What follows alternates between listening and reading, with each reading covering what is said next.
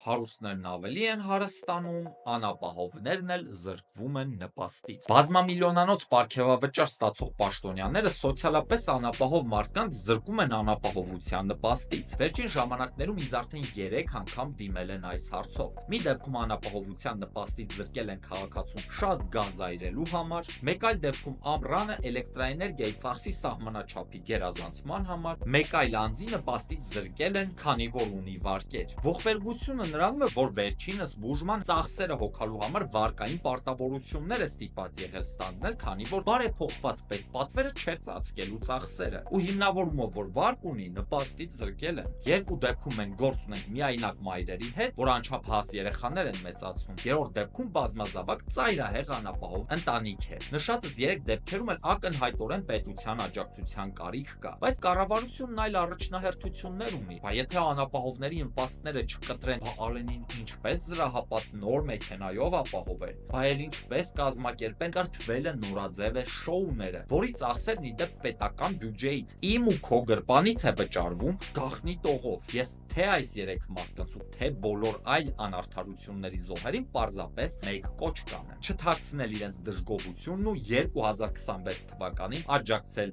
նոր ուժերին, որոնք հոգ կտանեն անապահով սոցիալական կացության մեջ հայտնված մարդկանց մասին ու իրենց երեխաների համար կստեղծեն բարենպաստ միջավայր կրթվելու ու զարգանալու արժանապատիվ ապագա ստեղծելու համար։ Ու այդպիսով մեկ ընդմիշտ փակելու այս ծանր էջը։